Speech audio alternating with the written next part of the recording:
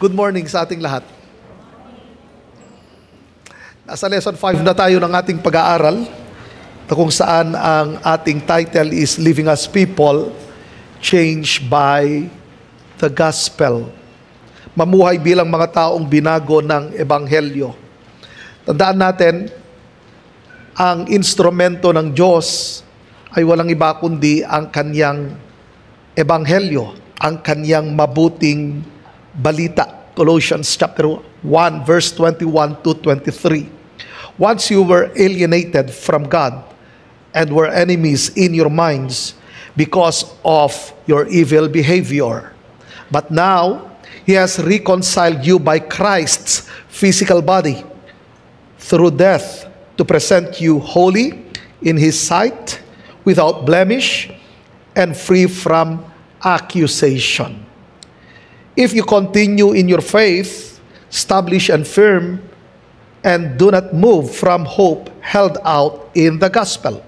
This is the gospel that you heard, and that has been proclaimed to every creature under heaven, and of which I, Paul, have become a servant. So sa tatlong verse na ito ay mayroong tatlong katotohanan na itinuturo si Apostle Paul. Ano ito mga ito? Number 1, our past condition.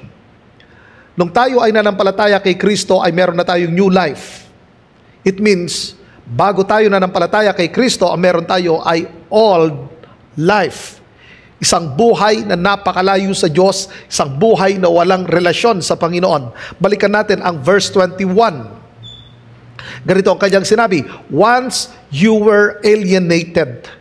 So dito, nung ginamit na Apostle Paul, once you were alienated, sinabi niya yung ating dating kalalagayan. Hindi ito para magkaroon tayo ng guilt, ng shame, hindi rin ito condemnation, hindi rin ito pagja-judge na Apostle Paul sa mga mananampalataya sa Colosas, kundi kanyang ipinapaalala sa kanila kung ano ang kanilang dating kalalagayan bago dumating si Kristo sa kanila, bago nila marinig ang ebanghelyo ng ating Panginoong Hesus.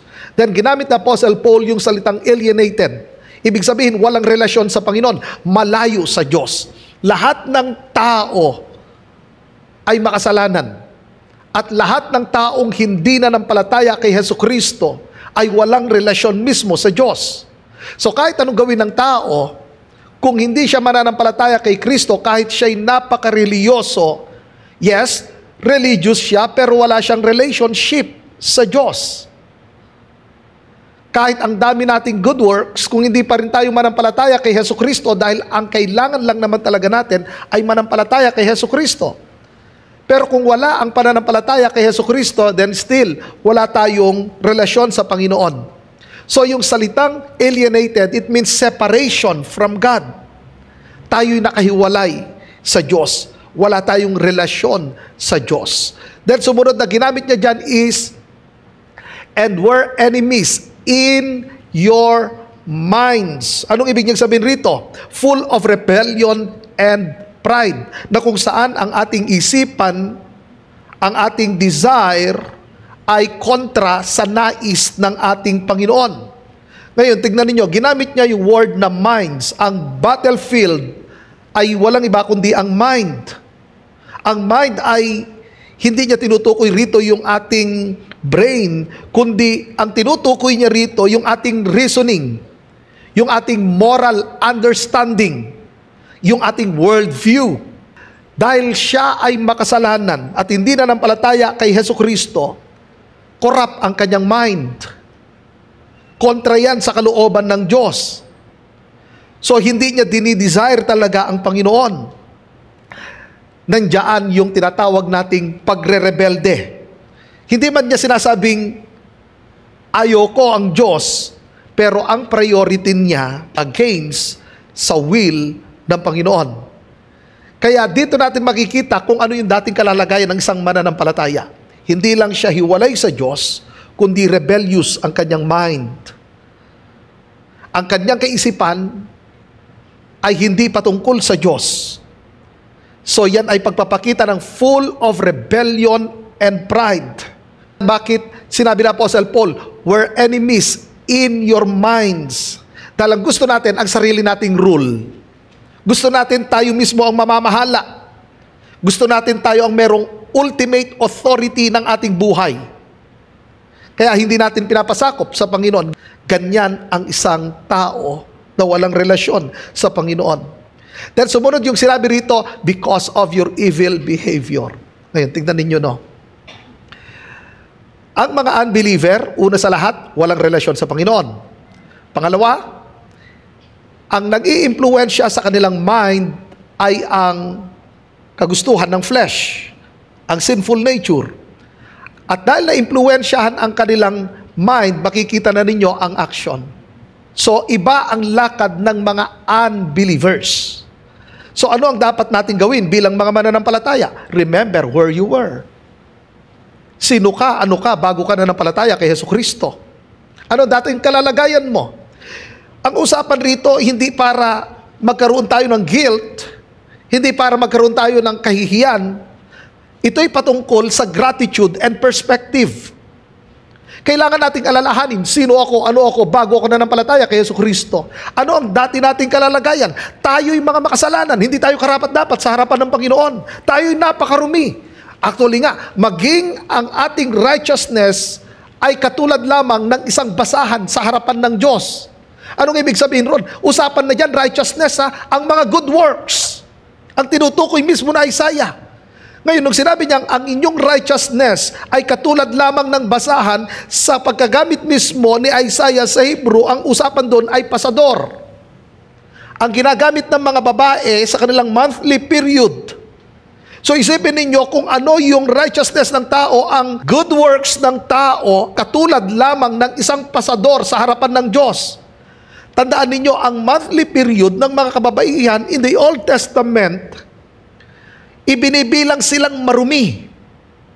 Bawat mahipo nila, marumi na yon. So anong ipinapakita mismo ng salita ng Panginoon? Na ang lahat ng good works natin, hindi pasado sa Panginoon.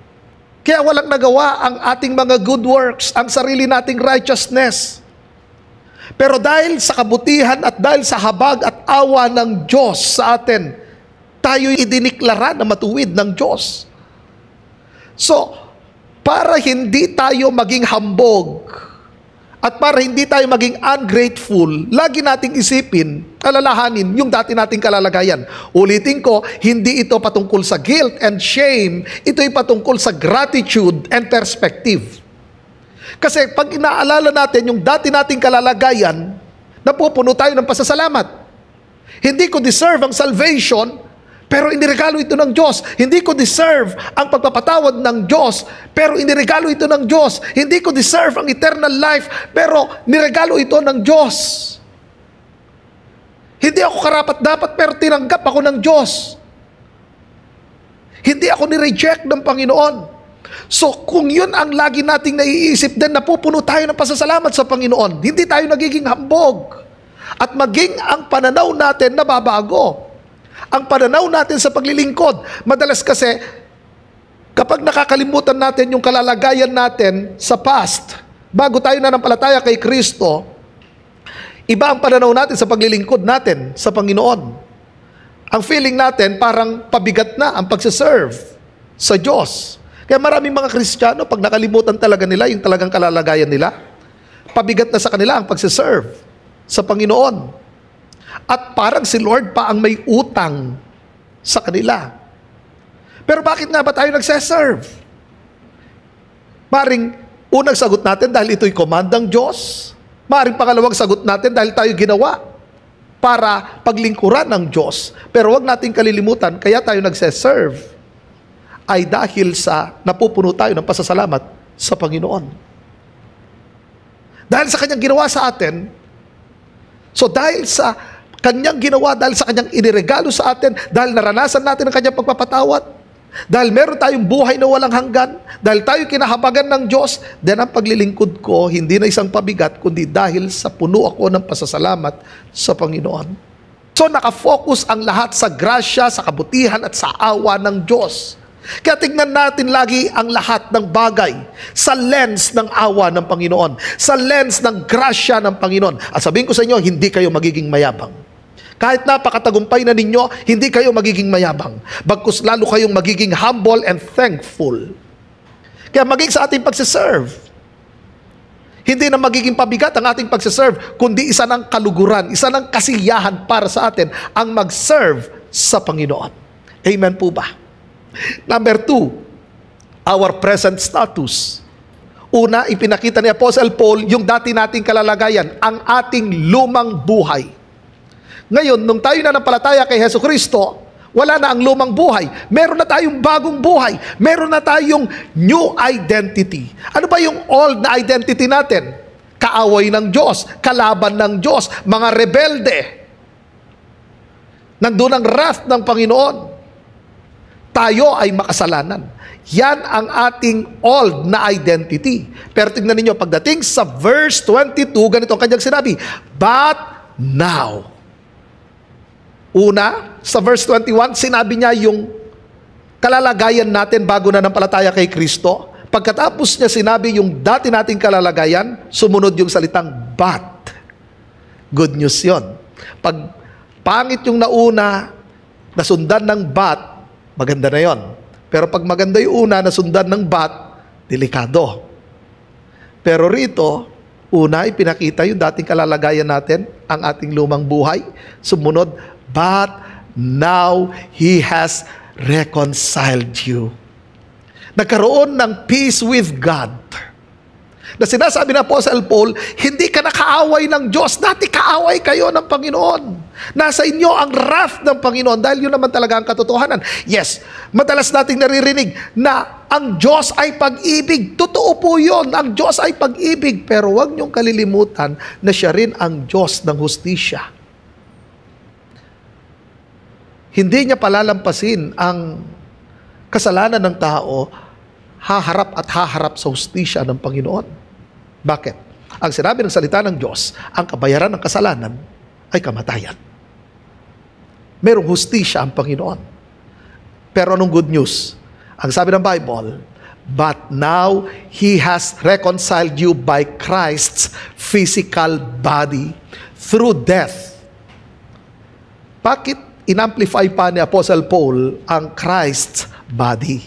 Kasi ang paniniwala ng Gnostic na ang katawan ay evil.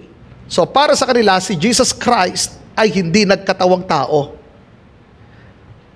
Pumasok ang mga false teachers na ito na sinasabi nilang hindi nagkatawang tao si Hesus Kristo. At ilan sa mga mananampalataya sa Colosas ang naimpluwensyahan. Ngayon, kung si Jesus Christ ay hindi nagkatawang tao, then, paano mapapatawad ang ating mga kasalanan? Dahil ang sabi ng salita ng Diyos, kung walang pagtitigis ng dugo, walang kapatawaran ng kasalanan. Kung walang pagsasacrifice si Jesus Christ, then ano mangyayari sa atin? Hahatulan tayo ng kamatayan. Actually, yun naman talaga ang hatol. Pero mayroong kumuha, mayroong umako. Yun nga yung ating pinag-aaralan. Kasama yun sa ating outreach booklet, ang Doctrine of Substitution. Sino ang kumuha ng pwesto natin? Sino ang naging substitute? Sino ang tumanggap ng parusa? Walang iba kundi si Jesus Christ. Yan yung sinasabi ni Apostle Paul. But now He has reconciled you. Hindi ito dahil sa inyong religion. Hindi ito dahil sa inyong good works, kundi sa pamagitan ng pagsasakripisyo ni Hesus Kristo. Siya ang tumanggap ng parusa. Siya ang nahukuman. Kaya nga, isa sa mga title ni Jesus Christ ay Son of Man.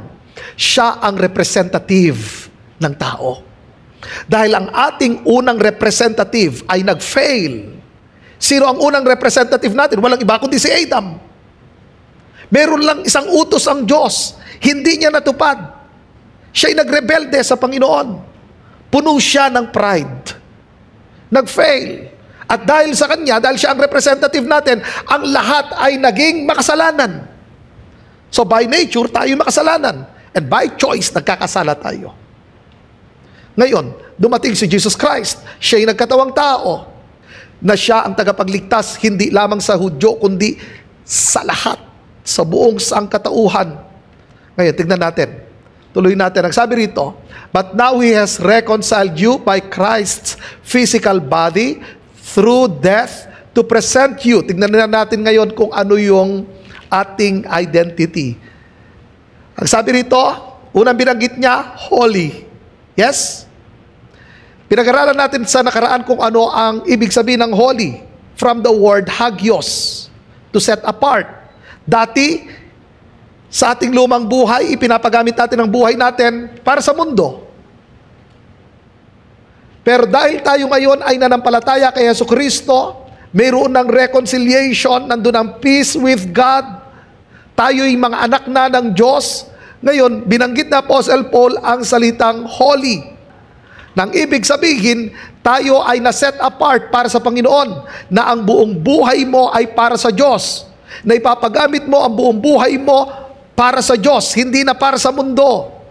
Ang iyong time, ang iyong talent, ang iyong treasure, ang iyong katawan, hindi na para sa mundo, hindi para sa sarili mo, kundi para sa Diyos na.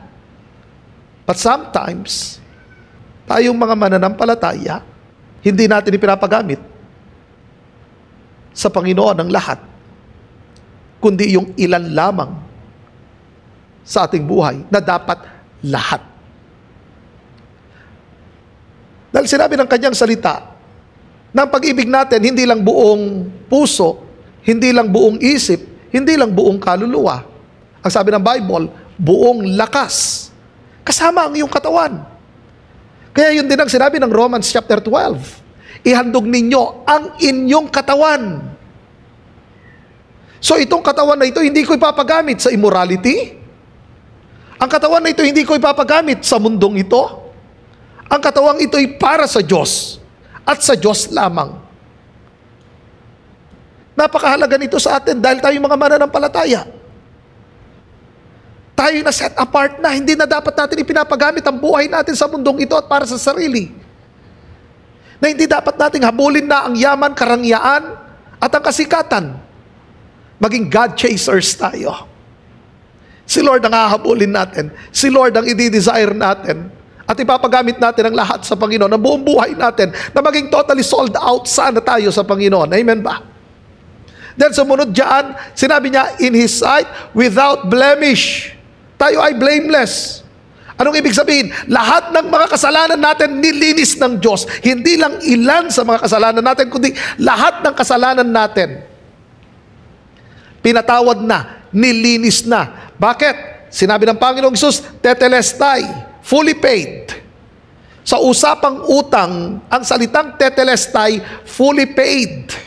Sa usapang sundalo, ibig sabihin, nanalo ka, nagtagumpay ka. Yun ang ibig sabihin ng tetelestai. Pag usapang hustisya, ang tetelestai, ibig sabihin, nahukuman na, bayad na, tapos na. At sino ang nahukuman? Hindi ikaw, si Kristo. Kaya nung sinabi ng Panginoong Hesus, tetelestai, usapang utang, bayad na ang lahat, fully paid. Hindi hulog-hulugan. Usapang sundalo, panalo sa labanan. Usapang hustisya, ang justice mismo, ang hinukuman, si Kristo. Kaya sinabi niyang, natapos ko na. So sa judicial judgment, lahat ng mga nanampalataya kay Kristo, hindi na dadaan sa judicial judgment. Sino nahukuman na? Si Kristo. Kaya mga kapatid, sinabi na Apostle Paul, pinalalahanan niya, ang mga mananampalataya without blemish. Kayo'y mga blameless na. Ganun kabuti ang Panginoon. Ang ating kapwa, madalas tinitignan ang ating past. Tinitignan lahat ng ating mga nagawang kasalanan sa mga nakaraan. But in God's eyes, we are blameless. Pero hindi doon nag-end. Ang sabi roon, and free from accusation. Anong ibig sabihin doon? Kahit anong gawin ng kaaway, hindi niya tayo mako-condemn. Tandaan natin, ang accuser ng brethren ay walang iba kundi si Satan. Kahit anong gawin niyang pag-aakusa, hindi niya tayo mako-condemn. Bakit? Sino bang umako ng kasalanan natin? Si Jesus Christ. Kaya nga yun yung sinabi ni Apostle Paul sa Romans 8:1. There is therefore now no condemnation for those who are in Christ Jesus. So, ibig sabihin, lahat ng mga na kay Kristo, hindi na hahatulan ng kamatayan. Dahil ang nahatulan na ng kamatayan, walang iba kundi si Hesus Kristo. Yun ay good news. Amen? Palakpakan nga natin ang ating Diyos. So, ano dapat natin gawin? Live as forgiven people. Huwag mo nang buhatin pa yung guilt na yan na tinanggal naman na ng ating Diyos. Mabuhay na tayo ng may kapayapaan, ng may kagalakan, ng mayroong purpose. Bakit? Dahil ikaw ay malinis na dahil kay Kristo. As in, napakalinis. So, hindi ka na i-define ng iyong past. Sinabi na Apostle Paul, eto kayo dati, pero ngayon, eto kayo. Sinasabi na Apostle Paul, noon, eto yung buhay ninyo. Dati kayo ay mga masama, mga makasalanan, kaaway ng Diyos, walang pag-asa. Pero ngayon kayo yung mga banal, mga pinabanal ng Diyos. Kayo ngayon ay matuwid. Hindi na kayo mahatulan ng kaaway. Kayo ay blameless. Ganon kabuti ang Panginoon. So dahil ikaw ay malinis na, at nalinis na hindi dahil sa iyong mga ginawa, kundi dahil sa ginawa mismo ng ating Panginoong Hesus. Kaya tandaan natin, huwag na tayong mamuhay sa guilt. Huwag na tayong mamuhay sa shame, sa condemnation. Lagi nating alalahanin ang ginawa ng ating Panginoong Hesus. Tingnan ninyo kung anong ginawa ng Panginoong Hesus doon sa isang babaeng makasalanan. Actually, caught in the act yun. Nahuli siya sa pangangalun niya. Kinuha siya ng mga Hudyo at iniharap sa Panginoong Hesus. At sinabi nila, sinasabi mismo ng kasulatan, dapat siyang hatulan. Siya'y mamatay. Babatuhin ka hanggang mamatay. Pero anong ginawa ng Panginoong Hesus? Sinabi ng Panginoong Hesus, okay, bumato ang sinumang hindi nagkasala. Mula sa pinakamatanda hanggang sa pinakabata, binitawan nila yung kanilang bato. Then anong sinabi ng Panginoong Hesus dun sa babae? Hindi rin kita hahatulan. Then sumunod na sinabi ng Panginoon, go and sin no more. Anong point? Ang grasya ay hindi lisensya para gumawa ng kasalanan. Dahil sa grasya ng Panginoon tayo napatawad. At dahil sa grasya ng Panginoon, tayo nakakalakad na may kabanalan, na mayroong katwiran, ng naaayon sa kalooban ng Diyos.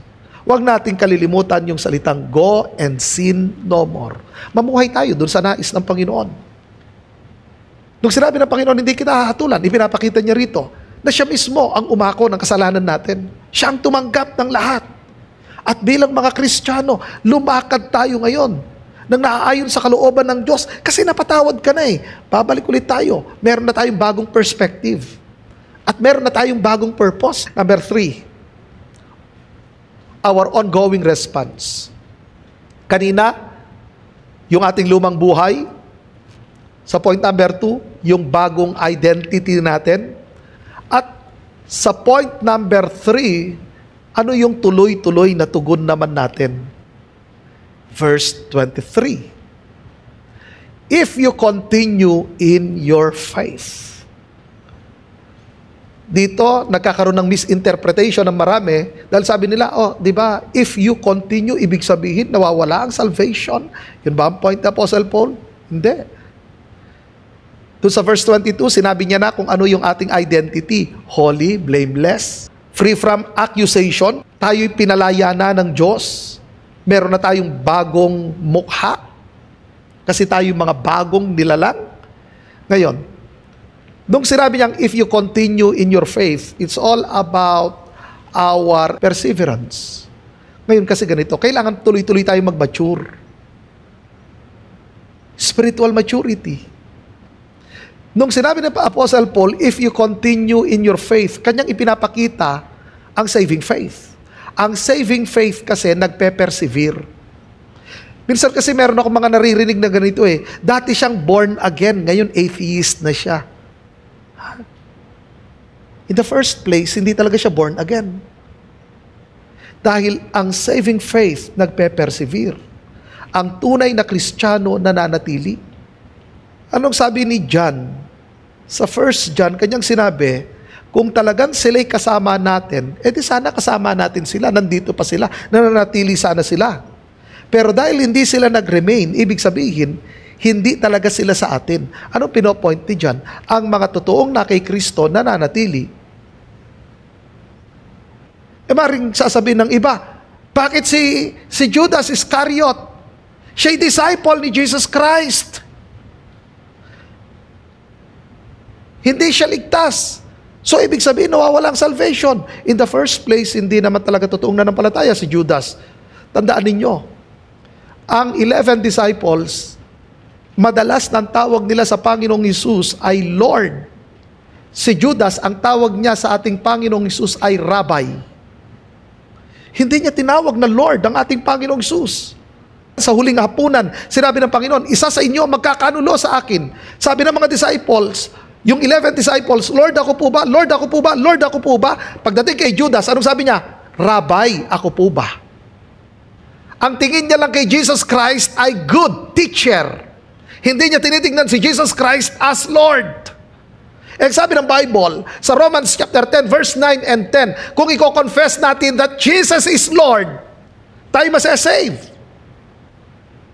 Pero kailanman, itong si Judas Iscariot, hindi niya ginawang Panginoon si Jesus sa kanyang buhay.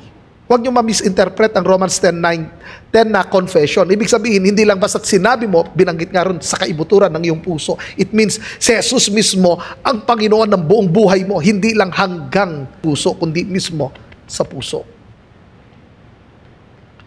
So balik tayo rito. Nung sinabi niyang, if you continue in your faith, usapan dyan, saving faith. At ang saving faith ay nagpe-persevere. Right? At ang sumunod, ang sinabi niya rito, establish and firm. Anong ibig niyang sabihin? Ganito. Nung sinabi niyang establish, inahalin tulad dito sa isang puno, rooted siya. Malalim ang kanyang ugat. Na dapat ang lahat ng mga mananampalataya, tuloy-tuloy na lumalim ang kanyang ugat. Patuloy siyang lumalim sa kanyang relasyon kay Kristo. Lumalim din ang kanyang head knowledge sa salita ng Diyos, pero hindi lang hanggang head knowledge, kundi heart knowledge. Dahil walang kwenta ang head knowledge kung walang heart knowledge. Or yung tinatawag kong experiential knowledge. So, ang lahat ng mga mananampalataya, dapat established siya, rooted siya sa salita ng Panginoon, lumalalim siya sa kanyang pananampalataya sa ating Panginoon, ang kanyang relationship sa Panginoon. Then sumunod yung salitang firm. Hindi siya natitinag. Stable. Stable ang kanyang faith. Ngayon, sino ba ang mga hindi stable ang kanilang pananampalataya na mga Christian? Usapan rito mga Christians, ha? Yung mga baby Christians. Bakit? Sa Ephesians chapter 4, makikita natin roon na yung mga taong madaling matangay ng mga false teachings ay ang mga baby Christians. Kaya nga mahalaga talaga, yung sinabi ko nga sa inyo, establish, lalong lumalalim dapat ang ating relationship sa Diyos. Lumalalim ang ating pagkaunawa sa salita ng Diyos. At habang lumalalim ang ating pagkaunawa sa salita ng Diyos, lumalalim ang ating pagsunod sa Panginoon. Hindi kasi pwedeng lumalim lang ang pagkaunawa mo sa salita ng Diyos pagkatapos hindi lumalalim ang iyong pagsunod. Dahil hindi siya balanse, ang nangyayari, nagiging hambog. Ang tao na maraming alam sa salita ng Diyos pero walang application, mayabang lang yun. Pero ang tao na habang dumadami ang nalalaman niya sa salita ng Diyos, ina-apply niya ito, lalo siyang nagiging humble. Ngayon, yung word na ginamit na firm, stable siya. Nagmamature talaga siya. So kahit ang daming mga false teachers at ang daming mga pangpe-pressure sa kanya, maraming panunukso, stable siya. Hindi siya nag-give in. Amen po ba? At hindi lang yon. At sumunod ang sinabi niya rito, and do not move from the hope held out in the gospel. Na sinabi niya, huwag hayaang mawala ang pag-asang dulot ng magandang balita na narinig ninyo. Dito ipinapakita ni Apostle Paul na possible na maiba ng landas ang mga mananampalataya. Mayroong iba't ibang mga dahilan kung bakit nawawala tayo ng landas. Naiiba tayo ng daan. Usapan rito mga Kristiyano na ha. Kasi ito, nagbigay ng warning si Apostle Paul against sa drifting away eh. Ano ba kasing mga dahilan bakit tayo naiiba ng landas ng mga Kristiyano? Nauuna nga dyan dahil sa mga influence ng mga false teachers. Ngayon, nagkalat ang mga false teachers. Ang dami na rin sa social media, mga false teachers. Hindi lamang yon. Sa mga temptations, ito yung isa sa mga dahilan kung bakit maraming mga Kristiyano ang naiiba ng daan. Nag-give in eh. Pinagbibigyan. Sinabi ko nun sa inyo, ang temptation, hindi kasalanan. Kailan nagiging kasalanan? Pag pinagbigyan mo na. Hindi lang yon. Through sufferings. Marami mga tao dahil sa mali ang kanilang perspective sa suffering. Nagtatampo sila sa Lord, lumalayo na sila sa Lord, umaalis sa fellowship. Kasi nasa isip nila, Kristiyano sila, dapat wala ng suffering. Tandaan ninyo, bilang mga Kristiyano, hindi mawawala ang suffering. Actually nga, Christian at hindi Christian, mayroong suffering eh. Tayo mga Kristiyano, di lalo pa nga sana tayong lumapit. Kahit maraming suffering, dapat ito nga magtulak sa atin na lalo tayong lumapit sa ating Panginoon. Hindi lang yan. Kaya tayo naiiba ng daan dahil sa mga worldly temptations. Kasi nandun na yung attachment sa mundong ito. Alam nyo, pag yung attachment natin nasa mundo, sigurado, malalayo talaga tayo. Hindi na yung purpose ng Panginoon ang pinipili, hindi na ang kaligayahan ng Panginoon. Ibang bagay na. Hindi dapat ganon. Dahil ang tunay nating pag-asa, walang iba, kundi ang mabuting balita ng Panginoon. Ang pag-asa na tinutukoy diyan ay yung promise ng Panginoon sa atin na eternal life, ang glorified body, ang second coming ni Jesus Christ. Kaya sinabi na Apostle Paul, huwag hayaang mawala ang pag-asang dulot ng magandang balita na narinig ninyo. Pero hindi doon nag-end. Na sinabi mismo ni Apostle Paul, and of which I, Paul, have become a servant. Actually, in-identify niya ang kanyang sarili na isang servant eh. Tama ba? Hindi niya pinakilala ang kanyang sarili na isang apostol, kundi ginamit niya ang salitang servant. Sa Greek ay diakonos. Na kung saan itong si Apostle Paul ay fully devoted siya sa message ni Jesus Christ. Devoted siya na i-proclaim ang message ni Jesus Christ, na hindi niya ito-twist, na hindi niya iwa-water down ang message ng Panginoon. Alam nyo, yan dapat tayong lahat ng mga mananampalataya, hindi dapat natin i-water down ang message ng Panginoon. Hindi dapat nating i-twist ang salita ng Panginoon, kundi sabihin natin ang buong katotohanan ng salita ng Diyos. Masaktan man yung mga nakikinig, sabihin pa rin natin ang buong katotohanan ng salita ng Diyos. Kasi ang totoo naman talaga minsan ang salita ng Diyos nakakasakit. Tama ba ako? Nasasaktan rin ba kayo pag sinasabi sa inyo ang katotohanan ng salita ng Diyos? Yes. Ang salita ng Diyos kasi hindi lang siya nagbibigay ng pag-asa. Ang salita ng Diyos, hindi lang siya nagbibigay ng comfort, ng courage. Nasasaktan din tayo. Kaya minsan ang salita talaga ng Diyos, masakit. Kaya pag tayo nasasabihan, nagsalita ng Panginoon, huwag tayong magtampo. Kung nasasaktan tayo, huwag tayong magalit. Mayroong isang king na kung saan nung siya'y nirebuke dahil sa kanyang maling pamumuhay, anong kanyang ginawa? Pinatahimik niya ang messenger ng Panginoon. Ipinapatay niya ang messenger ng Panginoon. Ganun ang ginagawa ng maraming mga Kristiyano ngayon. Hindi naman pinapatay yung pastor ng Christian. What I mean is, sa papaanong paraan na pinapatahimik natin ang mga messengers ng Panginoon, ang mga pastors, mga preachers, mga disciple makers, sa pamagitan ng pag-unfriend natin sa kanila. Parang sasabihin ng iba, hindi ko naman po siya in-unfriend sa Facebook. Pero naka-hide lang lahat. Naka-unfollow po siya. Sa pamagitan ng pagbablock natin sa kanila, pinapatahimik talaga natin, hindi talaga yung mga messenger ng Panginoon, kundi ang Diyos mismo. Delikado yun. Delikado yun. So, anong dapat natin gawin?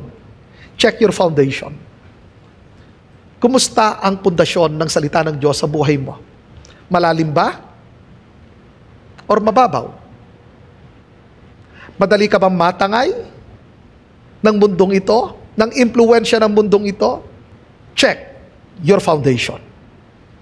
Malalaman kung matibay ang ating pundasyon sa panahon ng mga bagyo, sa mga panahon ng paghihirap, sa panahon ng mga panunukso, sa panahon na kung saan ang daming pang-aatake ng kaaway.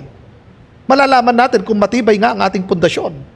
So lagi dapat nating i-check ang ating pundasyon. Kasi ang mundong ito, punong-puno ng distractions. Punong-puno ng maling paniniwala. Punong-puno ng mga spiritual counterfeits. I-check natin yung foundation natin. Kumusta yung understanding mo sa salita ng Diyos? Kumusta ang pag-a-apply mo sa salita ng Diyos? Selective ka ba? Or sinusunod mo ng buo ang sinasabi ng salita ng Diyos? Pero hindi lang hanggang ron. Counter the distractions.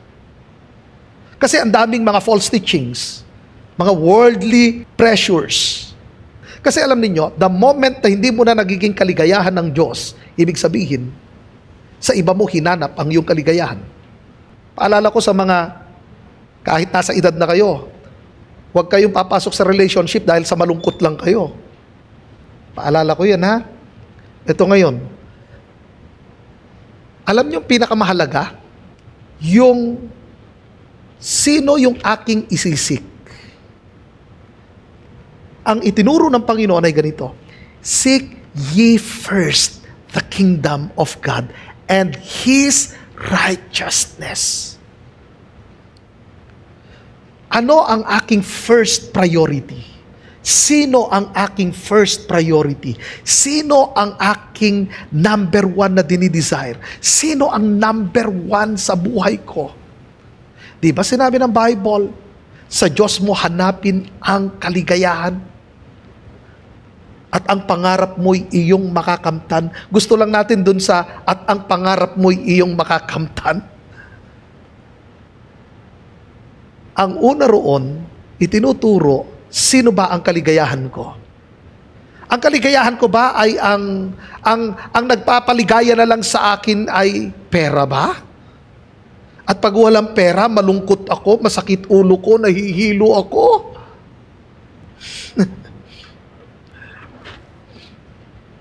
Ang nagpapaligaya na lang ba sa akin ay ang samgyupsal? O ang dagat?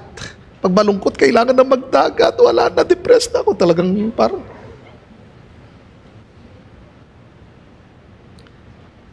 Kanino mo hinanap ang iyong kaligayahan? Alam niyo, para hindi tayo madistract, alam dapat natin kung ano ang number one focus natin. Ang Diyos. Alam dapat natin kung kanino natin hanapin ang kaligayahan natin. Sa Diyos. Pangatlo, cling to the hope of the gospel. Only the message of Christ offers a hope that never fails. Kaya nga yan yung paalala ni Apostle Paul na una sa lahat, yung dati nilang kalagayan, hopeless talaga sila Kung wala talaga si Christ, wala talagang pag-asa itong mga taong ito. Ganon din tayo, kung wala si Christ, wala talaga tayong totoo o tunay na pag-asa. Ang makapag-o-offer lang talaga ng tunay na pag-asa na hindi nagfe-fail, walang iba kundi ang gospel ni Jesucristo. Ano ang ino-offer ng mundong ito? False hopes. Anong ino-offer ng mundong ito? Ang possessions. Naalala ninyo nung nagkatawang-tao ang Panginoong Sus, anong in-offer mismo ng kaaway? Nakikita mo ang mga kahariang yan. Inialok niya sa Panginoon. Yan din ang inaalok ng kaaway para madistract ka, para hindi mo ilagay mismo sa Panginoon ang iyong pag-asa. Pero tinuturo ng salita ng Diyos, sa Diyos inilalagay ang pag-asa. At ito ang ino-offer mismo ng gospel. Ang hope na ito ng gospel, binibigyan tayo ng assurance na ang Diyos ay nagpapatawad, na nagbibigay ng bagong buhay. At hindi lang yon, na meron kang future with God. And last, communicate the gospel faithfully. Yun ang gagawin natin. I-communicate natin ang gospel. I-share natin ang gospel faithfully. Ganun ang ginawa ni Apostle Paul. Tandaan ninyo, ang ginamit niya, hindi sinabi niyang si Pablo na apostol, kundi sinabi niya, si Pablo na isang servant. Ibig sabihin, susunod siya sa sinabi ng Panginoon. At ano ang sinabi ng ating Panginoong Hesus? In Mark chapter 16, sinabi ng Lord, go into all the world and preach the gospel. Yun ang sinabi ng Panginoon.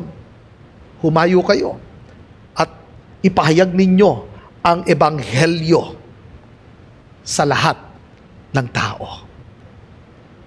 So, yun ay command.